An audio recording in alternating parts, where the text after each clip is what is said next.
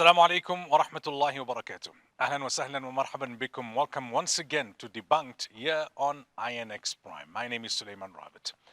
The issue that continues to bother us, the issue that continues to sadden us, the issue that continues to anger us, the issue over which we lose sleep, and the issue over which our peace is disturbed is the ongoing oppression, occupation, and genocide in Gaza.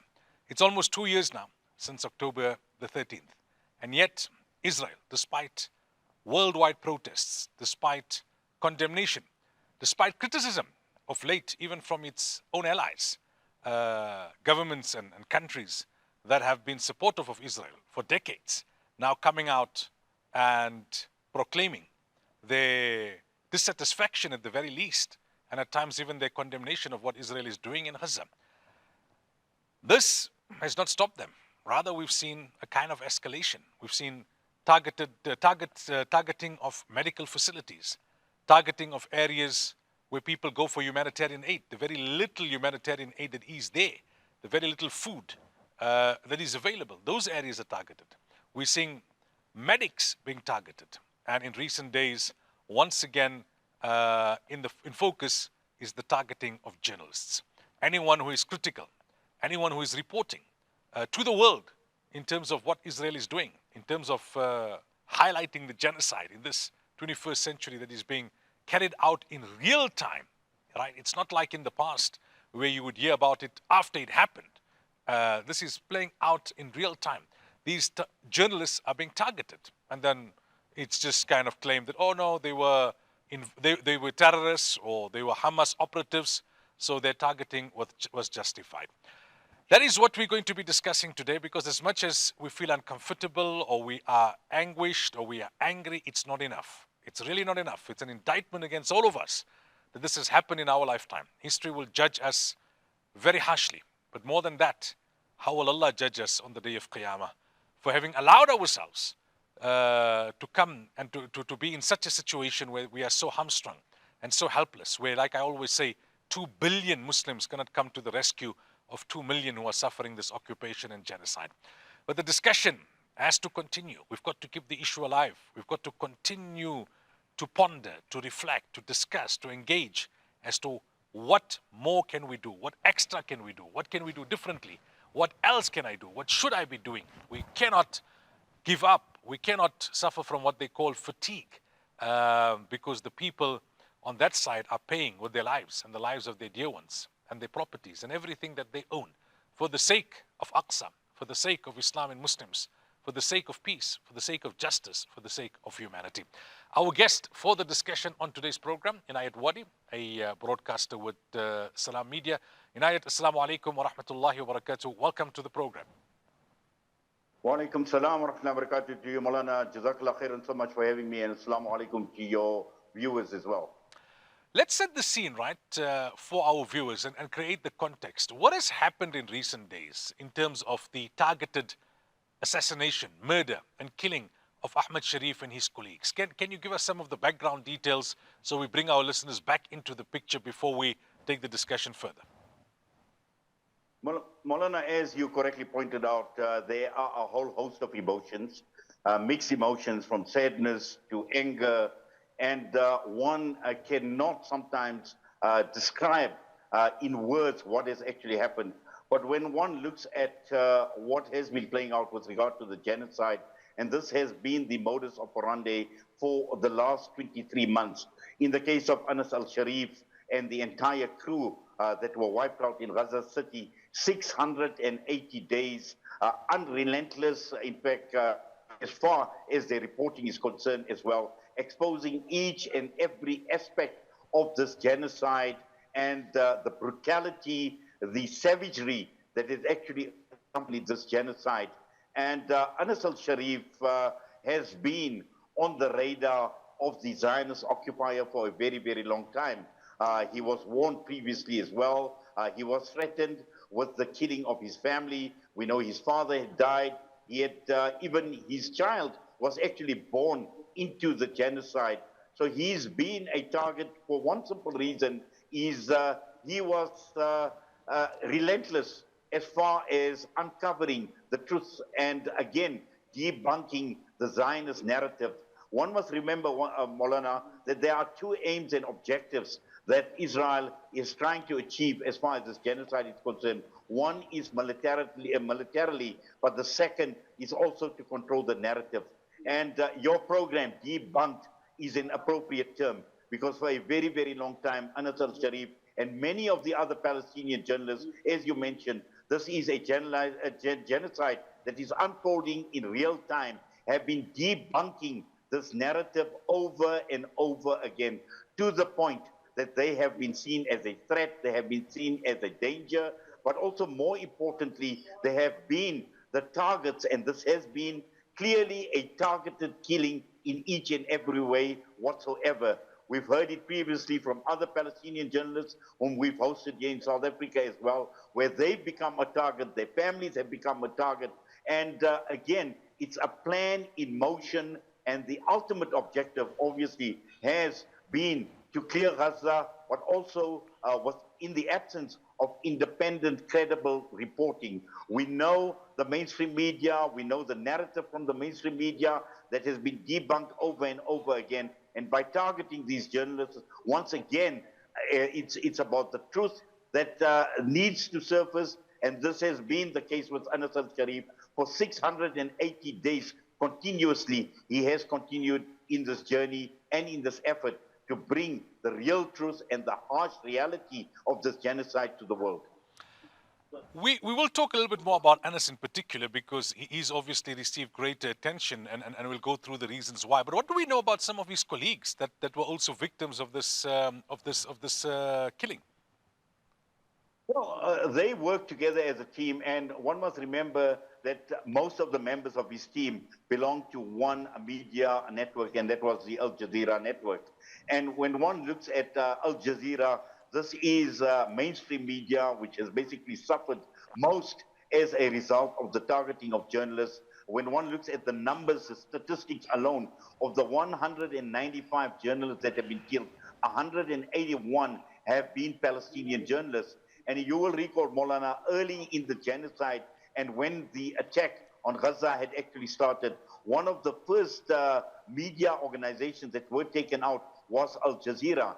Their headquarters were bombed, and subsequently to that, they were actually banned from reporting out of Israel. They were banned from reporting out of the West Bank as well. So Al Jazeera has been a target for a very, very long time.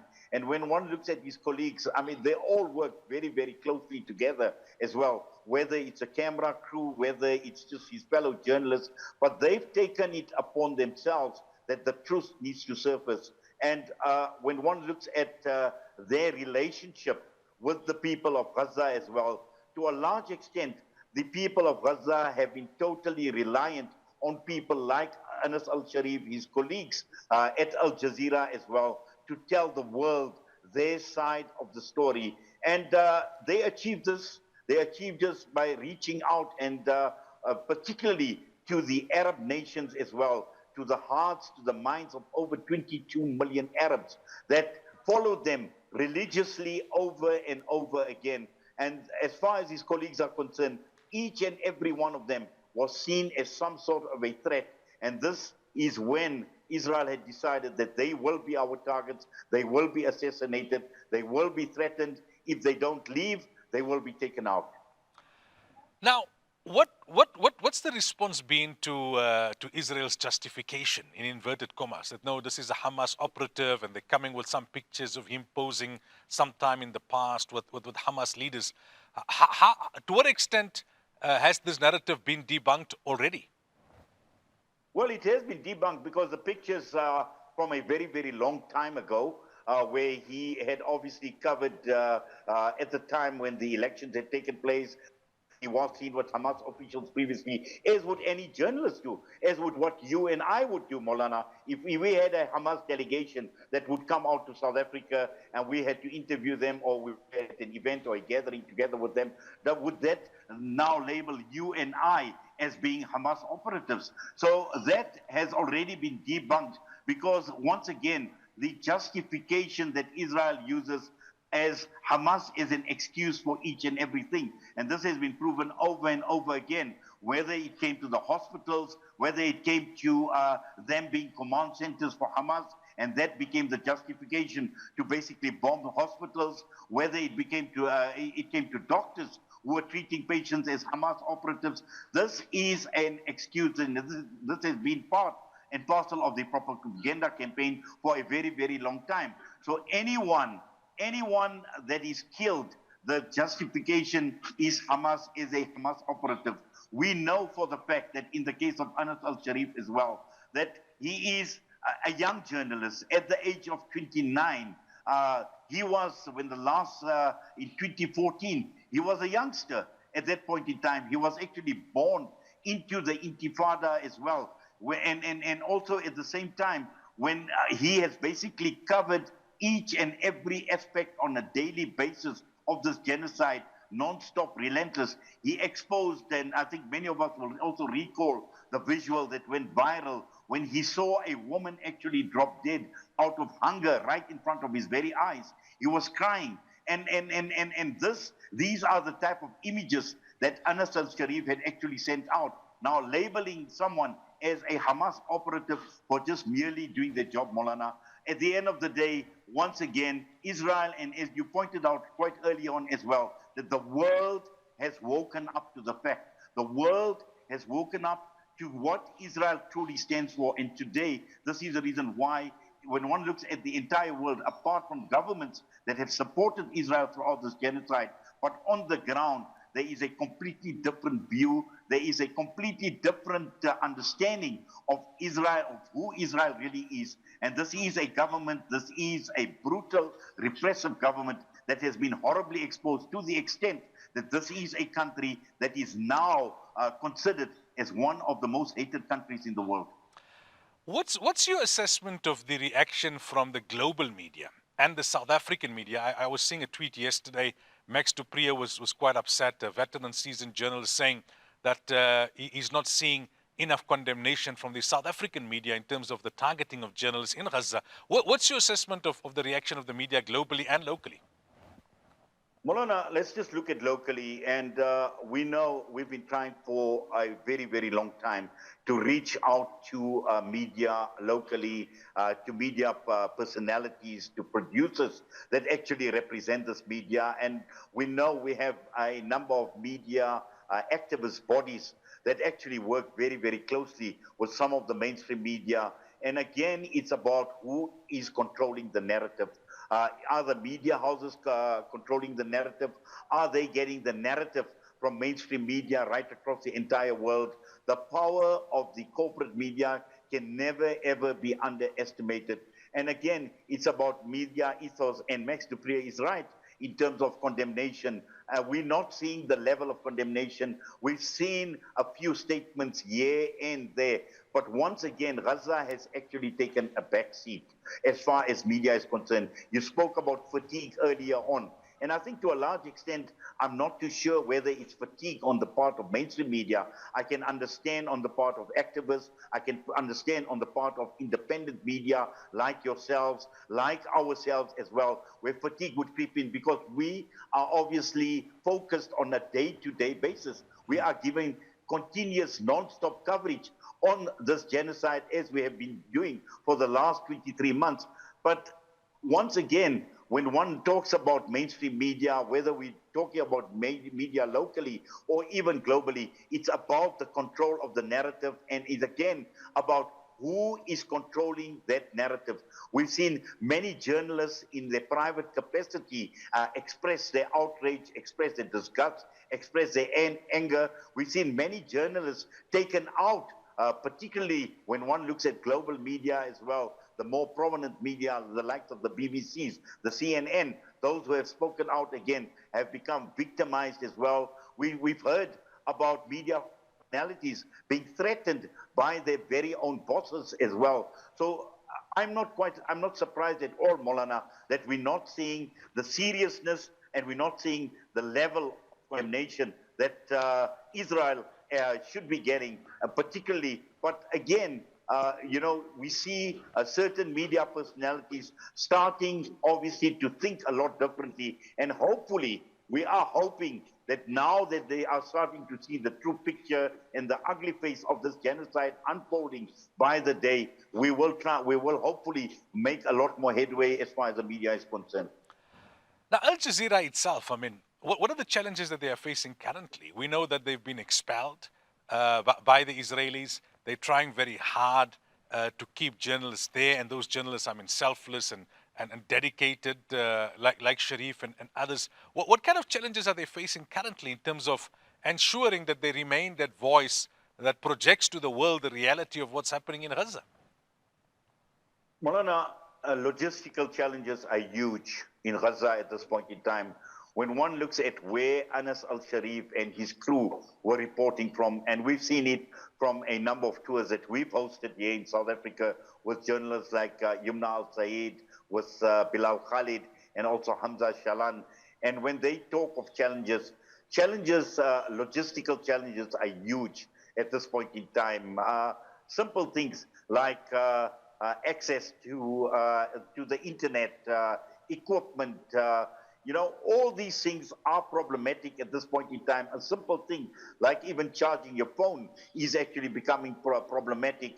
But again, what's happened with these journalists is they are so committed and they are so dedicated to actually tell their side of the story. They try to be resourceful. They try to be innovative in trying to get their story across. And for Al Jazeera as well, they've suffered huge losses. So it's a huge setback for them as well as they lose these journalists. And also when one looks at some of the journalists that have been killed in the past as well, how does one actually replace those journalists as well? We know many, many young people. I'll give you an example of Abu Bakr Abed, who was due to come to South Africa shortly as well. And he made this point as well. As a young journalist, he was a sports journalist, but when the genocide started unfolding, he had to switch focus on covering the genocide to the point where he was threatened. He was threatened with his life. His family was threatened with their lives. When one talks about Yumna al-Said as well, Al Jazeera journalist here again, and the reason why she had to get out of Gaza as well, she was threatened, her husband was threatened, her children were threatened. Now they are living with these threats of being killed hanging over their heads all the time. And this is a challenge that Al Jazeera is faced with at this point in time. How much longer are they able to sustain these losses of their people? And this is exactly what Benjamin Netanyahu wants. This is exactly what the ultimate plan is to get rid of all these journalists so there is nobody left to actually tell the story. Right now, it's coming out, alhamdulillah, we're getting a lot coming through these journalists, but it will get to a stage, and this is where the danger is, Moulana. Will it get to a stage where there will be absolutely no one to tell the story? And this is a challenge also for Al Jazeera. What do you make of the kind of images we've seen, right? Video clips of Anas Sharif with his young daughter asking her, would you like to relocate to Qatar or to Jordan or to Egypt? And she's saying, no, Gaza is where we will remain. And this is a girl I would estimate 6, 7, 8 years at the max. A kind of screen grab of his conversation with someone who was urging him that get out of Gaza and, set yourself up somewhere safer. And he was like, if I leave Gaza, then it's on my way to Jannah, meaning it's life in Gaza or death. What inspiration, and then at the same time, what lesson should we be taking from the resilience, the fortitude, the steadfastness, and of course, the deep faith and iman that we're seeing from not only the journalists, but the people of Gaza in the main? Well, Moulana, when one looks at 76 years of this genocide, and when one looks at generation after generation that has experienced some sort of brutality, the loss of family, the loss of their homes, every aspect of their lives, the oceans of injustices that they've suffered. And it's only made them much stronger. And this generational trauma obviously will impact on future generations in Gaza. And that clip that you speak about, Anas al-Sharif as well, with his young daughter, and she spoke about her love for Gaza. Now, I can actually testify to this because when Yumna Al Sayed was in South Africa, this was a question that I had asked her as well, and in terms of her family. And she mentioned to me, even though she was in Egypt, a young child, 6 or 7 years old, wanted to go back to Gaza. That is the love, that is the affection that they show for their homeland, that is their birthland. And also at the same time, when one looks at Anas al-Sharif, when one looks at the Palestinian population as a whole, they know for the fact that they have been the chosen nation. They have been chosen out of an ummah that is 2 billion strong to protect the honor and the dignity of Masjid al-Aqsa. Because at the forefront of their struggle and right up there is Masjid al-Aqsa and the freedom of Masjid al-Aqsa. And this is ingrained in each and every Palestinian through the generations, and they will not stop. They are prepared to give it all. And they know the ultimate goal is Jannah. When one looks at the letter that Anas al-Sharif had actually written, it actually draws down, in fact, brings down one to tears. But at the same time, in that letter, he speaks about happily and meeting his creator. He knows it, and every Palestinian knows it, that they will embrace martyrdom at any point in time, and they are ready, they are willing, they are waiting, because they know that there is a greater purpose as far as the sacrifices and the struggle is concerned. So, Inayet, we're a couple of weeks away from, the point where it'll be 2 years since the genocide. In this 2 years, in your assessment, how has the narrative around the Palestinian issue, around the legitimacy of Israel, around the issue of occupation and genocide changed globally? Moulana, it certainly has changed. And we see it across the world. We see it in the protests. We see hundreds of thousands of people taking to the streets. Although we see many governments obviously starting to think a bit differently, calling out Israel for who it is and for what it is. But we've seen that narrative change on the ground. We see it in universities. We see it mainly amongst the non-Muslim population as well, where hundreds of thousands, whether we're talking about Europe, we talk of Asia, we talk of Japan, we talk of any country, and Israel is being seen very, very differently. We see it with many Israel citizens that have left their countries and trying to settle in other countries as well. They have now become victimized as well. So that is changing, and at every point in time, when one talks about to many a Palestinian, they are confident. They are confident that in the next year or two, we will actually start to see a lot more happening. We will actually see even a free Aqsa, inshallah, and we hope that it will happen, because many a Palestinian has told me, book your ticket for 2028, Ramadan, Aqsa, we're going to be there. So that narrative is changing to such an extent, and also in terms of how Israel is perceived as a rogue nation, as a pariah state, showing complete disregard for what the world stands for global institutions like the ICC, like the ICJ, like the United Nations, kicking out the United Nations Relief Organization out of Gaza. All of that is being exposed on a daily basis. And I think the world has now truly, truly come to terms with the ugly face of Zionism and what Zionism has been standing for all these years. Where to from here? I mean, what needs to be escalated? What needs to be done differently? What new needs to be introduced in terms of activism? I think, Moulana, we need to be united in purpose, number one. And as far as activism is concerned, we need to embrace activism at every level. We see it in South Africa, we see it in many other countries, where groups of people have now started to adopt this activist mentality in their respective fields. We in South Africa, we see health workers for Gaza, we see media for Gaza, we see political parties, we see it right across the Palestine solidarity movements across the country. It requires unity, number one. We need to be united in purpose.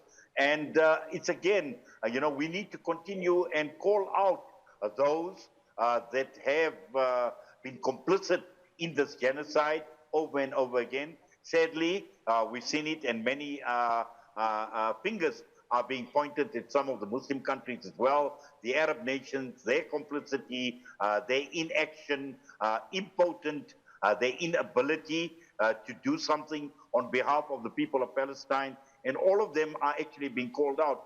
But to a large extent, it's left to people like yourself, myself, in terms of what we do as far as the media is concerned as well. The media has got a huge role to play, it's got a massive role to play, but also, again, working with organizations right across the country. And again, it's about bringing an entire coalition together. And these efforts are being made. There are global coalitions that are being formed as we speak right now. And the question is, will Israel, will their supporters, will the likes of the United States of America be able to cope and handle the pressure that is coming? And we've seen in the United States of America as well, many calls coming through to Donald Trump at this point in time, where Americans themselves are concerned as to where their tax dollars are actually going to, at the expense of people as well. So, they are being called out, and it's just, I think, a question of time, Moulana, and we need to remain optimistic, like the Palestinians are optimistic, that very, very soon, hopefully, all of this will be behind us. Yes, they will suffer the effects, they will suffer the impact of this traumatic genocide for years to come. One cannot hide away from that fact. But I think more importantly, we just need to continue regardless, in whatever way, in whatever capacity we are able to do what we have to do. The South African government has been lauded, and rightfully so, the world over, for taking Israel to the ICJ. And that process will unfold in its own way. What else can and should the South African government be doing, in your opinion? Well, hit them where it hurts most, economically and financially. We know the South African government has come under severe pressure, and it is still coming under severe pressure. The whole Glencoe issue still remains a burning issue with many solidarity organizations, that it is being used still to fuel the Israeli Defense Force and the Zionist machinery. So that is a big problem at this point in time. We'd like to see a lot more action on the part of the South African government, apart from the going to the ICJ and the ICC, the action against those that are serving in the IDF as well. There are dockets that have been sitting, collecting dust for the last 13 years. Our NPA has been unable to do anything about it. Pressure needs to be put in that regard as well. And also, I think we need a lot more vocal voices, apart from just repeating the rhetoric. Now, sadly, we had people like Dr. Naledi Pandor, who was action-driven. And this is what we expect from the South African government as well. We need an action-driven government rather than just respond to developments, rather than just respond to statements, but it's action that is going to speak louder than words. Finally, then, what about the other political parties here in South Africa, right? Last year was an election year. We know there was a lot of debate, heated debate at times in regards the parties that are pro-Israel, or the parties are not willing to condemn Israel. Recently, on a totally separate matter, the issue of Hajj, the DA has come out, and many are calling out the DA for being duplicitous, for being hypocritical, that all of a sudden they're concerned about Hajj regulations, but they don't have that degree of concern for people who are dying for almost 2 years in a genocide, and for almost 8 decades because of occupation. What do you make of that debate with regards to the DA? Is it a correct argument that is being made that the DA is trying to now sanitize its reputation within the Muslim community by pretending like it's very interested in Muslim affairs? I think, Moulana, when one talks about the DA, and we all know it, that the DA for a very, very long time has, and I'm saying that they did succeed to an extent to make inroads into the Muslim community and to increase the support base in the Muslim community. And we've seen it in a number of elections that have taken in the past, whether we're talking about local government elections or even national elections. But I think what the genocide had actually done in the last election in particular, it's put the DA under the radar, it's put them under the bus, it's put them under a spotlight in terms of where they stand as far as foreign policy is concerned. And I think they've been showed up horribly in this regard. So, I find it just very, very hypocritical on the part of the DA, where you are concerned about Muslim matters, particularly with regards to Hajj. And do we really need the DA? I mean, we have managed this for a very, very long time.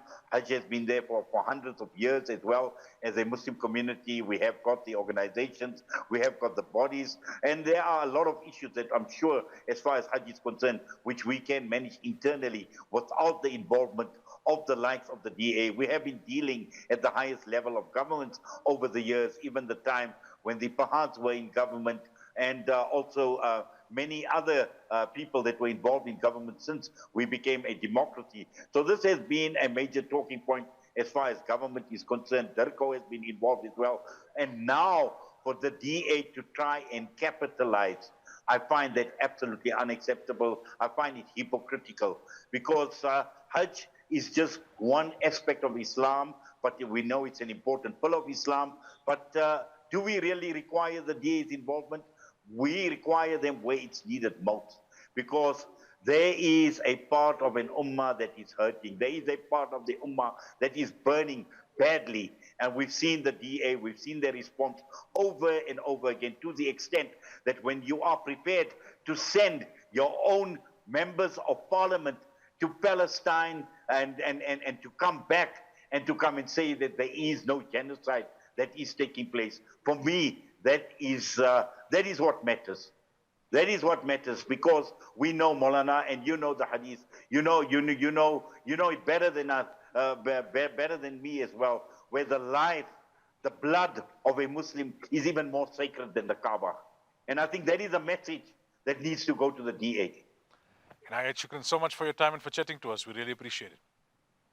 Jazakallah, Moulana, for having me. All the best to you, inshallah. Assalamu alaikum wa rahmatullahi wa barakatuh. Wa alaikum assalam wa rahmatullahi wa barakatuh. That was Inayet Wadee joining us today on the program to talk about the recent murder of Anas Sharif and his colleagues by the Israeli regime, the impact it has on the ability of journalists to project to the world in terms of what's happening in Gaza, and the impact on the overall narrative. That's what we've been discussing. Let's continue to make dua for the people of Palestine. Let's continue to ensure that our hearts are restless. What more can I do? What extra can I do? How can I do it better for the sake of the people of Palestine? Until next week, inshallah. Assalamu alaikum wa rahmatullahi wa barakatuh.